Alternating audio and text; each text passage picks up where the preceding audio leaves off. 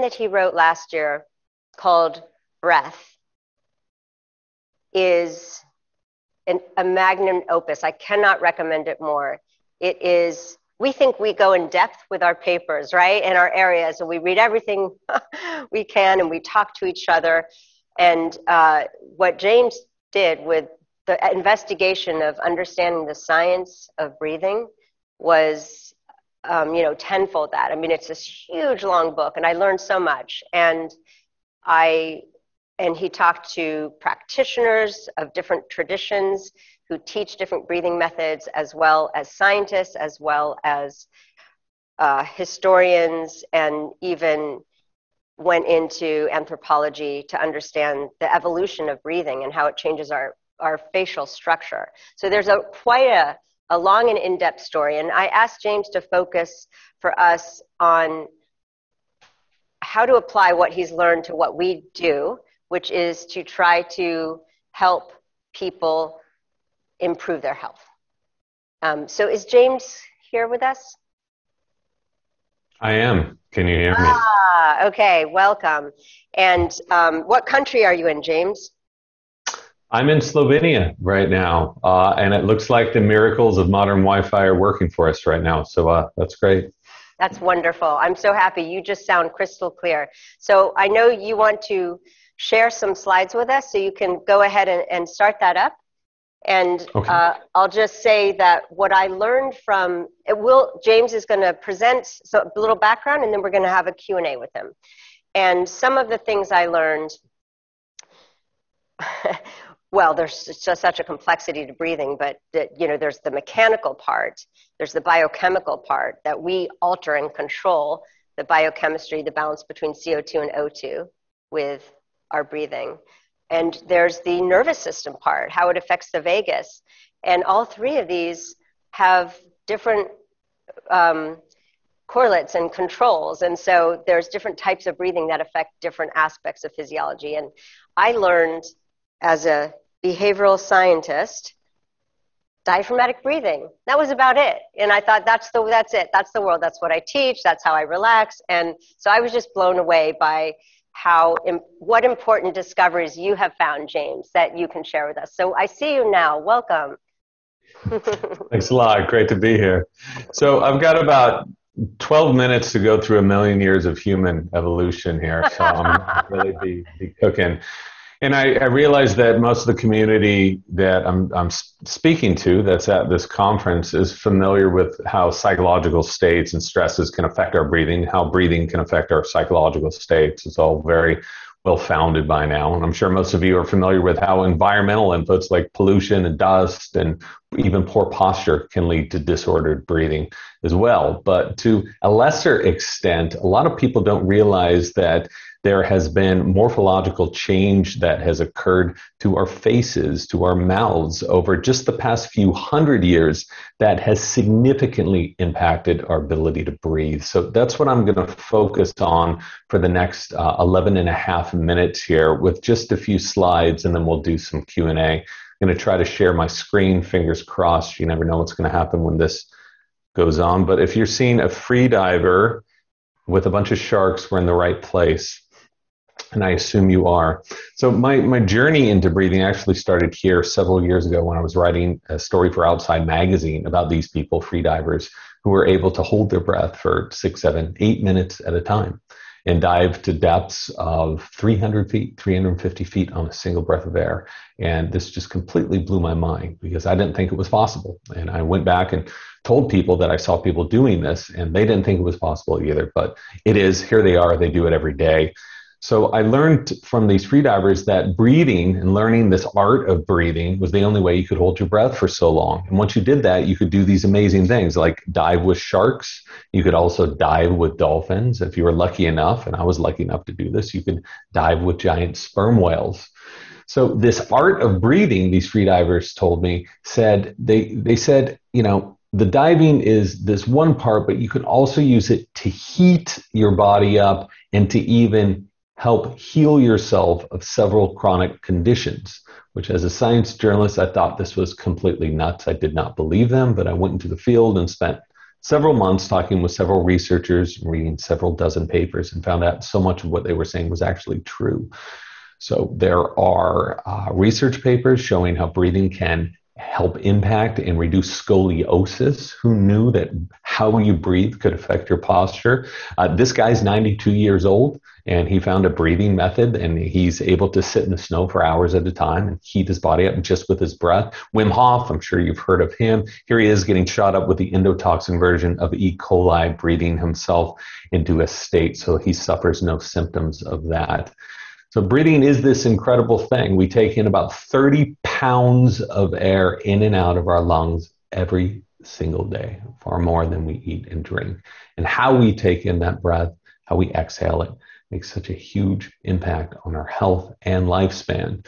And I learned early on, years and years ago, that most of us are breathing all wrong. And what does that mean? I'm here, I've been breathing my whole life. I thought I was breathing well enough. But all you need to do is look at all of the breathing pathologies, all of the breathing problems that affect the majority of the population. We've got about 10% that has asthma, 20% has sleep apnea, 50% snore. I don't know if you're hearing church bells in the background, but we're right next to a church, and this is extremely loud here. So I apologize if you're getting distorted church bells. I wish we could hear church bells, but we hear you perfectly.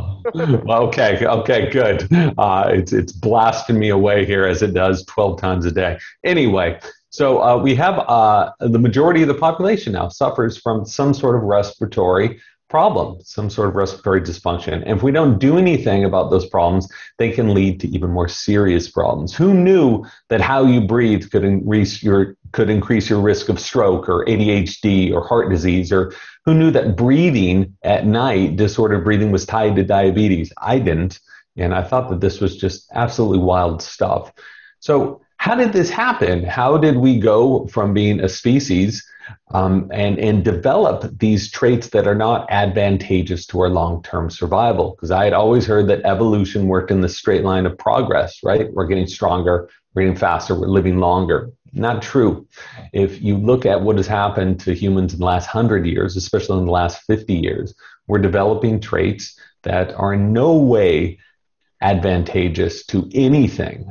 We're in many ways getting sicker. And even with all of the modern technologies, we're dying sooner than we did just 10 years ago. So I learned a lot of this from Dr. Lieberman here. I'm sure you are familiar with his work, Daniel Lieberman, who studies disevolution, and this disevolution explains why we have become such poor breathers. I went here to the University of Penn Morton collection, and I looked at hundreds and hundreds of skulls, and I learned that our mouths, over just the past few hundred years, not the past few thousand years or even million years, just the past few hundred years, our mouths have grown very small. And this is a new thing. All of our ancestors had perfectly straight teeth. They had these wide mouths, these prognathic faces, and that would allow them to breathe in much more easy ways than we breathe in now. I'll explain that in a bit. So here is a jaw from about 1 million years old. No dentistry back then, no Invisalign, perfectly straight teeth. Wisdom teeth come in just fine. This skull is even older, perfectly straight teeth. If you go forward in time, this skull represents a very typical skull of about 8,000 years ago. Still very wide jaw, straight teeth. But as you move forward in time, look what happens to the jaw. And look what happens to the mouth. So that skull is very typical of a skull, about 2,000 years old. And now we're moving towards a modern skull. We almost look like a different species right now. That's why we have crooked teeth. Crooked teeth aren't a tooth problem. They're a mouth problem. When the mouth grows too small, teeth have nowhere to grow, so they grow in crooked. And here's how this impacts breathing. Every single ancient skull, that pre-industrial skull that has been studied at the Morton Collection, hundreds and hundreds of these things, are above this perpendicular line. So they have what's called a prognathic face. 90% of us today have a retrognathic face. We are below that line, some of us severely so. So we have profiles that look more like this. And now if you look at the airway here, when you have a face that grows backwards, when you have a mouth that grows too small, what happens? The airway plugs up and it makes it harder to breathe. So this is one of the major drivers between sleep apnea, between other respiratory dysfunction. We actually have a structural problem in our heads right now that makes breathing very difficult. So I learned about this, had a hard time believing it, but the researchers at UPenn told me, they said, go look at any other animal in the wild. Does any other animal have crooked teeth? So I did. I looked at chimps. Their teeth are perfect. These handsome fellows, giraffe, macaques, their teeth are perfect. Went to the ocean, look at dolphins, look at whales, look at seals. Their teeth are perfect. My dog, perfect teeth. Meanwhile, we're stuck with this. We don't do anything about it. We can look like this. So there's another problem with having a mouth that's too small for your face. Beyond it impacting how your face is going to develop, it also makes us much more apt to be mouth breathers because the upper palate of the mouth doesn't grow out and wide as it should. It grows up, which inhibits airflow through the nose. On the left is a very typical pre-industrial skull. That is the upper palate. Look at how wide, broad, beautiful that is. On the right is a very typical modern skull. So this isn't a subtle change. This is a severe change that's happened. And to the left, pre-industrial skull, this is a head-on view. Look at the sinus cavities on the left to the right. So who cares, right? We have mouths. We should be able to breathe out of them. It's not going to be a problem. But mouth breathing and nasal breathing are two very different things. I found that the pathway through which we breathe air has been found to influence the way we think, how our bodies function, and it can even influence how we look. If a kid mouth breathes for too long when they're young, it can lead to some facial developments like this. So this is called adenoid face. It's so common that researchers have a name for it. And this will inhibit people's ability to breathe healthy later on in life because, again, breathing, in my opinion, starts with a structural problem. You have to fix the structural problem before you fix anything else. So that's very depressing, I understand. But what I wanted to do in my research was to establish the real core issues behind breathing dysfunctions and all of the laundry list of other maladies that are caused by them so that we could find real solutions. And that's what I spent the majority of my time doing, talking with dozens and dozens of researchers, trying to figure out those core problems and trying to figure out durable solutions to fix our breathing. There's much more to this story, but we'll go to some questions right now.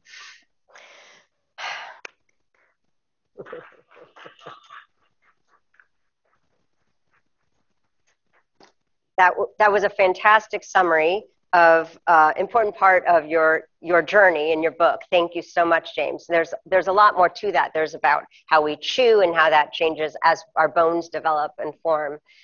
So chewing hard food is important. And Rob Lustig isn't here, but he believes that this is also really important in metabolic health as well. So James, one question I have for you, and I hate to just jump to this, but I am wondering how you recommend that we breathe for health. So breathing differently has different functions, just like different types of meditation have different functions. And there's all sorts of different pranayama, but how we breathe every day and every moment is clearly the big factor that determines our basal sympathetic, nervous system, blood chemistry. And so you linked this to many health outcomes. The link to anxiety is pretty direct, and I think we don't need an explanation of that. The links between the nervous system and respiration rate and our mood. So that one we can skip.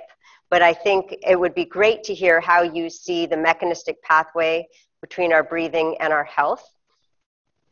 And I will say that by the end of the book, I was amazed that you were able to simplify the conclusion of how we should breathe to breathing smoothly and fully, but not breathing deeply. So I think we've got it all wrong because I think we want to go, and that actually creates a lot of the problems, like even anxiety. So can you explain that to us? Like, what's the bottom line on how we should breathe and how do we do it wrong? Well, I don't think that there's a blanket prescription for everyone to breathe in a certain way at all times, because it depends on your metabolic needs, right? If you're running or doing CrossFit or boxing, you're going to be breathing in a very different way than if you're sitting on a couch watching Netflix or whatever. And different people of different sizes are going to be breathing in different ways. Athletes breathe very differently than someone who is not athletic. But the one thing that I found, because it gets so confusing when you look at pranayama and you look at buteyko and you look at all these different breathing methods, some say you can only breathe slow, only focus on breathing slow, all that, never take a deep breath.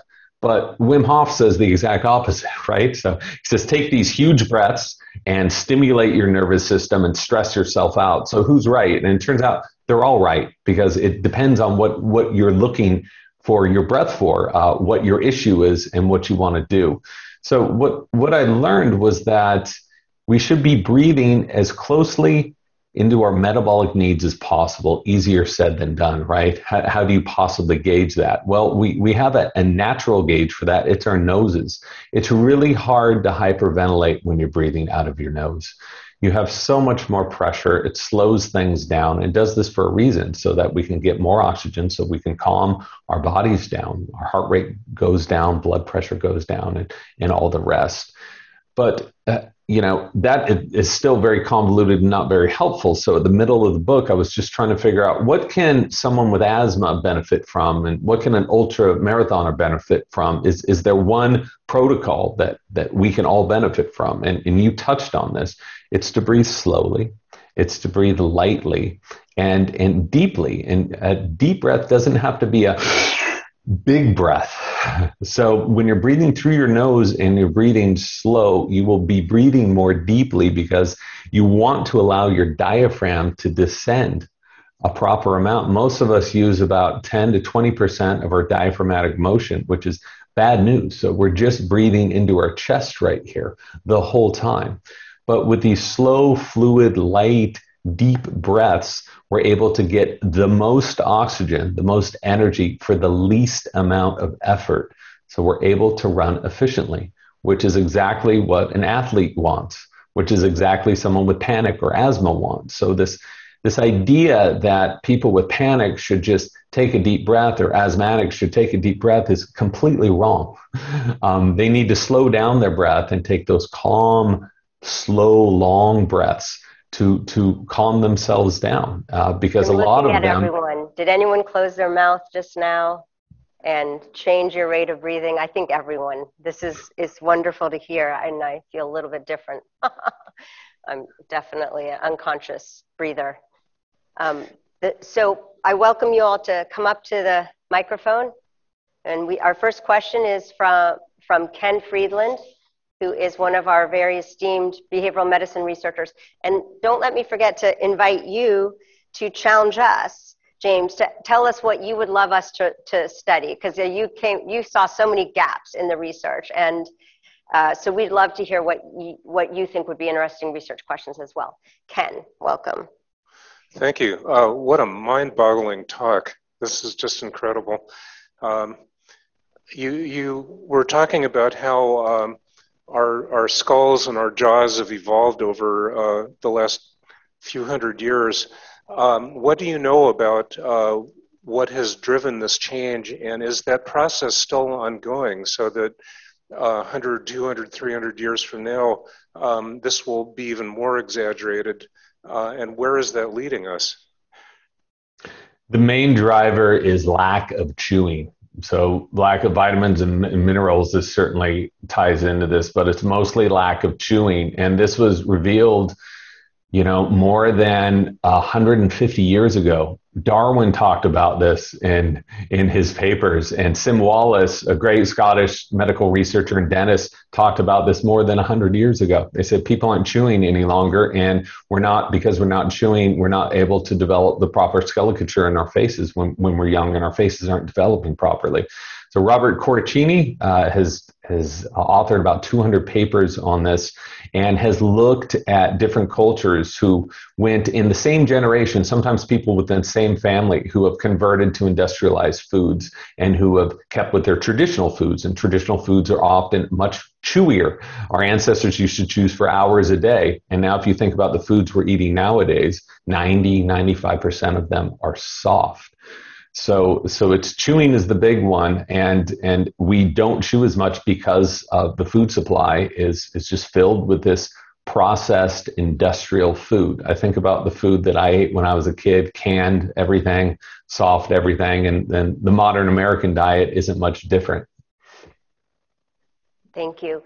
Next question is from Eke Dubois, who's a practitioner here at 1440. Good day, and thank you very much for your talk. It's really enlightening, and it's very comforting to hear that you are actively working at developing this research. I truly believe that this can tremendously help the world, because to take a good breath and to keep having a good breath throughout the day, it means being more calm. If more people are more calm, the world will be more calm. So thank you for your work. There was a mention of allergies. Is there what could be is there a specific solution in breathing that can alleviate allergies symptoms or allergies altogether? Yes, there is. And I've talked to dozens and dozens of people that have been able to significantly reduce their allergies, especially seasonal allergies, by breathing differently. And a lot of it has to do with vasodilation. It has to do with nasal breathing. It has to do with increasing your CO2. People who, asthmatics traditionally have much lower CO2 than people who aren't asthmatics. Same thing with panic sufferers. I don't think that's a coincidence, and that's been pretty well studied. And so by increasing CO2 and allowing these people to breathe through their noses, they're going to calm themselves down, and that tends to also clear up the allergies. What is the mechanism behind that? I'm not sure, and I don't think anyone knows, but I do know that it works. And Patrick McEwen, who's been training people to do this for more than 20 years, has trained literally thousands and thousands of people. He was a severe allergy sufferer himself. But I wanted to just piggyback on that. Any healthy breathing, I think, has to start with the structural issues. And a lot of people just immediately go into teaching people how to breathe in this slow and paced and easy way. But if their noses are completely plugged up, if they aren't able to breathe in this slow and easy way, then they're not going to be able to do that in the future. So in my opinion, it first starts with an assessment of what's happening in your mouth, what's happening in your noses. And from what I've seen, the majority of people have some sort of obstruction issue in their noses and mouths. Mm-hmm. Yes, important point. Thank you, James. Among us, we have Julian Thayer, who presented yesterday that his work with Mara Mather and other people publishes that paced breathing is increasing basal vagal tone. And one thing that I was wondering is, do you see a distinction between the slow paced breathing that increases vagal tone, so stimulating the parasympathetic nervous system, versus the type of breathing that increases CO2 so we can have more oxygen released in our body? Are they one and the same, or are there different mechanisms for those two? I think they are one and the same, because when you have more CO2, you will tend to relax yourself more. Unless you have too much CO2, then you get stressed out, which is why people who have a higher tolerance of CO2, and I really think that CO2 tolerance is going to be the latest thing that researchers are going to get excited about, because the more CO2 that you can tolerate, healthy balance of CO2, the less breathing you need to do to be comfortable. So you're taking slower, easier breaths. And I think those two things tie into one another. So I think it's biomechanical and it's biochemical. Both those things are synergistic. Mm-hmm. Great point. So we can measure CO2. I think the CO2 titers is a breath measure, not a blood measure. And right. So that opens up a lot of avenues for us to add it to current studies. It's once you read James's book, you're going to want to add this to your study. It just is such a fundamental part of allostasis. We talk a lot about the balance, the resting balance of our regulatory system, and many of us are so interested in how that works when we're asleep or when we're relaxed, because that really tells us about vigilance in the body and unconscious stress. Instead of just looking at it during stress, we know what happens then. The next question is from Tika Hall, another expert in vagus, the nervous system, and sleep. Tika. Sure, thank you. This was intriguing. And actually, I have a science question, but I'm going to go towards the curious, geeky kind of question. I cannot hold my breath to save my life. And I have always been so intrigued by these open diving people, and always thought that they were some sort of creatures at some end of a curve, and they were different. But you say, so I came in and you then did this. So I'm curious what you did to be able to go down with those humongous whales. I want to go. Well, I learned that we're all imbued with this thing called the mammalian dive reflex.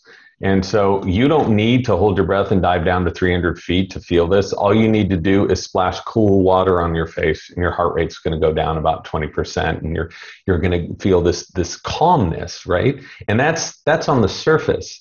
But that diving reflex increases the deeper and deeper you go. There was just a study that they looked at heart rates of free divers down at around 300 feet, and their hearts were beating 7 beats per minute. So that's 7, not 70. 7 beats per minute, which is supposed to be impossible. That can't support consciousness, right? And yet they keep doing it. So to answer your question, it's a mental thing and not a physical thing. We're all able to do this, but so many of us have mental blocks. And I was just like you. I could hold my breath for about 10, 15 seconds before I got very uncomfortable. But it's about that chemoreceptor sensitivity, and it's about that CO2 tolerance. And I really think that is going to be the key behind so much of asthma and anxiety and panic. And there was one study, it was done, I think, about 4 years ago, where they were looking at athletes, and the researcher found that if an athlete was able to hold his or her breath for 40 seconds comfortably, there was a 90% chance they had no breathing dysfunction. And it's interesting that Konstantin Buteyko, a cardiologist in the 1950s, Ukrainian guy, said this exact same thing, 70 years ago. This is how he assessed the general health of his patients, of this breath hold. And now they're using it with COVID as well. There was a study that came out about it. It is so psychological. It's so fascinating. This idea, also the CO2 tolerance and how much it is about our attention and our panic response. So I will mention, just because I know you'll be interested in this. So Eric Prather and Wendy Mendez and I have been studying the Wim Hof method, and we're not ready to publish it yet. But 2 observations. One is, while people breath hold, they get better at it quite quickly over time. They go from 30 seconds to holding their breath for 1 or 2 minutes quite easily. And so it's a practice. And once you look at your phone to see how long you're holding your breath, it's over that second. It's so psychological and sensitive that as soon as you distract your attention to something kind of competitive like that, you just have to take a breath. So, there's a lot of training to help people hold their breath with a certain mind state.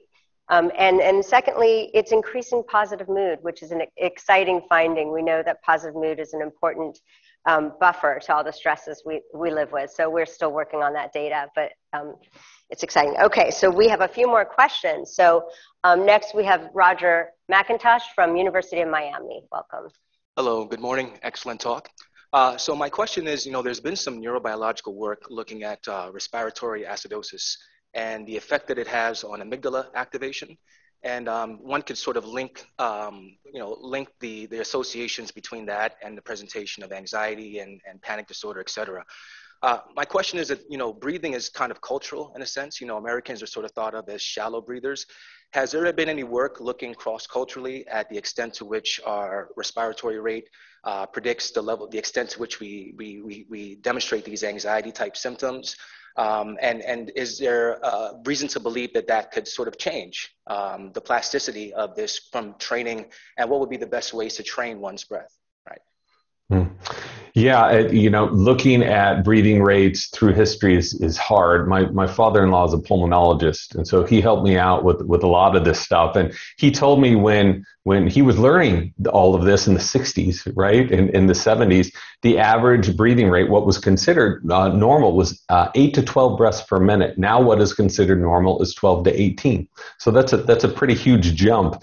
But to answer your question about respiratory rates and different cultures, I think that the best gauge we have is to look at cultures who are still not industrialized. And this is what Daniel Lieberman and other researchers are doing, looking at current hunter-gatherer tribes and looking at how they're breathing. And they do not have asthma. They don't have allergies. They don't have hypertension. They don't have diabetes. They don't have the vast majority of problems that we're saddled with. And they breathe in a very slow and calm way. And so I think a lot of this breathing dysfunction that we have now is tied to our postures. It's tied to stress levels, of course, but it's also tied to other environmental inputs, like how we're sitting all day. Even if I wanted to take a free and easy breath right now, it'd be really hard to do that because I'm hunched over a computer all the time. So I think that there are many factors making modern humans the worst breathers in the animal Oh, James. And I think that there's a lot of things we can do. To me, it starts with the structural issues, assessing the structural problems, and then you can start to teach people the benefits of nasal breathing, just nasal breathing slowly and lightly. Yeah. Amazing. It's a wake-up call. Rob Lustig is after baby food. The little link between how early we start with the soft food and don't chew during the critical period of development. Our last question, delivered by Elisa Hamlet, is from our Zoom audience. Hi, we have a couple of pretty quick clarifying questions from our online audience. First, when you say breathing through the nose, we just want to clarify that you mean breathing both in and out through the nose, not in through the nose and out through the mouth. Is that correct? That is correct. You'll lose about 40% more moisture breathing out through the mouth, even if you breathe through the nose, which is why people who are mouth breathers at night, which is about 60% of us, wake up dehydrated every morning. So in and out through the nose. What other animal breathes in through the nose and out through the mouth? I want to make one quick statement, though. I'm not talking about, right now I just took a mouth breath. Who cares? I'm talking about habitual chronic breathing. It's fine to breathe through your mouth on occasion, but for the vast majority of the time, you should be breathing in and out of your nose. Thank you. Thank you. And lastly, how about gum? Any recommendations on chewing gum? Gum is a tricky thing because any chewing is good for most people. It increases blood flow to the brain. It can help drain the eustachian tubes and the sinus cavities as well. But so many people nowadays have temporomandibular joint issues. And so people with TMJ issues should not be chewing more, and they should not be chewing hard gum. I got a little hand wringing from some dentist who said not everyone should be chewing more. So I'm throwing that big caveat out at everyone. For people who don't have TMJ issues, from what I've seen, there are only benefits to chewing. Not only does it help tone your airways, but it can help, allegedly, according to several case studies, help stave off the bone degeneration in the face and the maxilla. So that seems crazy, but we've got CAT scans to prove it. So yes, you have a lot of data that you've collected from different disciplines and around the world, and it's just such an impressive and enlightening effort.